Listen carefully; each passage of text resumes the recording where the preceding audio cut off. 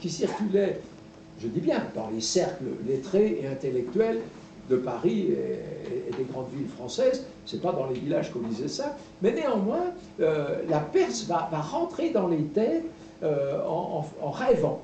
Voilà, on va rêver, c'était un peu l'orientalisme à la Perse, parce que l'orientalisme, on l'utilise pour la Perse, mais l'orientalisme, c'est pour l'Égypte, et puis le Maghreb, l'Afrique du Nord, et la Perse n'a pas... Enfin, je veux dire, chaque fois qu'on parle orientalisme, on ne trouve rien qui correspond, même dans la musique, qui peut porter des adjectifs, on ne trouve rien qui soit vraiment perçant dans l'âme. Mais là, grâce à Jeanne de Foix, et puis tout ça va être complété par les objets qui sont trouvés à Suse et qui vont arriver, et on va ouvrir une première salle, puis une deuxième salle à la fin du 19e siècle au Louvre, et tout ça va constituer ces grandes collections qui, je pense qu'au niveau du monde, sont peut-être les plus belles collections qu'on a sur l'histoire de l'Antiquité perse. Même en Iran, il n'y a pas l'équivalent de ça. Pourquoi? Parce que le Tolosan, en question, il va intervenir auprès de la cour, peut-être poussé ou encouragé par les dieux la foi, pour faire signer à Nasser-ed-Din Shah un firman qui octroyait le monopole des fouilles archéologiques sur l'ensemble du territoire de la Perse. Alors c'était une drôle d'affaire, parce que les Français se positionnaient, les Anglais, eux, visaient plutôt l'économie, comme les Russes, les cigarettes, le tabac, les trains, et puis on n'avait pas encore découvert le naphte, hein, parce que c'est 1908. Voilà. On savait que ça existait, mais on ne l'a encore pas exploité. Mais les Français, eux, comme toujours, nous, c'est la culture. Voilà. Alors, ça rapporte peut-être pas tellement, mais voilà, on investit là-dedans. Et l'idée, donc, germe, et l'ambassadeur, enfin, à l'époque, donc on est vers 1880, il y a maintenant un ambassadeur, mais il n'a pas assez de poids pour, vous vous rendez compte, faire passer une idée comme ça pour qu'elle soit acceptée par le Shah. Et donc, c'est Tolosan qui va aller travailler Nasser-ed-Din Shah, je ne sais pas si c'était au corps, mais à la tête sûrement, pour faire en sorte qu'on signe ce firman avec la France, qui va faire en sorte que jusqu'en 1928, la France décidera sur l'ensemble du territoire de l'Iran de l'époque des endroits où on fouillera, et puis des suites et des conséquences de ces fouilles, c'est-à-dire qu'il est écrit spécifiquement que les objets seront partagés par moitié. Alors, la moitié va à la France, donc ça partait au Louvre, par des convois, on a des descriptions, les caisses, comment ils faisaient fabriquer des caisses, comment tout ça partait à dos de mules pour prendre le bateau, pour remonter après, enfin ils allaient prendre le bateau, ils ne partaient pas des ports de l'Iran d'aujourd'hui, ils remontaient sur Bagdad, sur l'Euphrate pour prendre à Bassora le bateau, puis après ils partaient, ils faisaient le tour par le canal de Suez, enfin par la mer Rouge, tout ça. Et comment? Donc on va avoir ce lien intéressant parce que, si vous voulez, sur le papier, c'est moitié-moitié. Bon, probablement qu'on comptait les fourchettes, là, en argent, là, mais il y avait, on découvrait deux coupes, vous voyez, et c'était le directeur de la mission française qui faisait le choix. Il disait, bon, il y en a une pour l'Iran, il y en a une pour nous. On n'a pas pris ce qui était le plus cassé, vous voyez. Hein, voilà, il faut quand même le dire. C'est pas du vol, puisque c'était écrit que c'était moitié par moitié. Et puis, il y avait tout ce qui était en or, en argent, toutes les pierres précieuses, parce qu'on trouvait beaucoup de choses. C'était les premières fouilles qui étaient faites depuis l'histoire de Suse. Alors, enfin, dans les couches achéménides, puisqu'on monte jusqu'aux époques achéménides, qui sont très profondes, qui étaient à 10 mètres de profondeur, elles avaient été protégées par les démolitions, donc c'était vierge tout ça. Alors là, il était dit qu'on allait, ça devait rester en Iran. Mais on s'est mis d'accord avec Nasser-ed-Din Shah, puis ceux qui ont suivi, pour dire, ah, si vous n'êtes pas intéressés, on peut vous les racheter.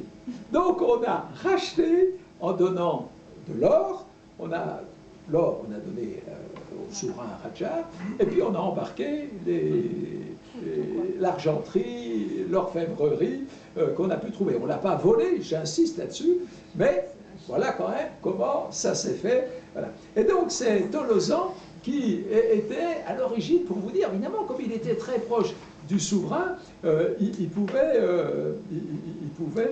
entretenir ça. Et donc, je vais vous lire, je ne vois pas l'heure qu'il est, quelle heure 53. De quelle heure 19h53. Ça va. Ça va, vous avez encore 15 minutes. Bon. Ah bah attendez, oui, parce qu'on pourra peut-être se Après, poser... on a le temps pour questions-réponses. D'accord. Alors, je vais vous... bon, je ne vais pas vous dire tout ce que Nasser el-Din Shah et qu'il a décoré, mais je vais vous montrer comment aussi il y avait des bisbilles entre ceux qui étaient proches du Shah, les médecins, et vous pensez, ils pouvaient aborder le Shah quand ils voulaient dans la journée. On a besoin de voir le patron, c'est comme ça que c'est quand on est dans les cabinets. Voilà. Et donc, les diplomates français, ils bouillaient de jalousie, quoi. Parce que c'était quoi leur rôle? Ils étaient quasiment toujours obligés de passer par ces toubibs, et il y en a qui ont essayé de mettre des pots de banane. Alors, notamment, avec ces fameux Dieu la foi, il y en a un de nos ambassadeurs qui apparemment ne pouvait pas trop apprécier leur caractère peut-être un peu original à ce couple, c'était un peu particulier, mais bon, c'était des aventuriers, déjà la femme très moderne, elle s'habillait en homme, comme d'autres voyageurs ou voyageuses après, pour ne pas avoir d'ennui sur le terrain, donc les cheveux très ras, toujours des costumes d'hommes, ainsi de suite. Mais quand on est en 1880, je peux vous dire, voilà, c'était...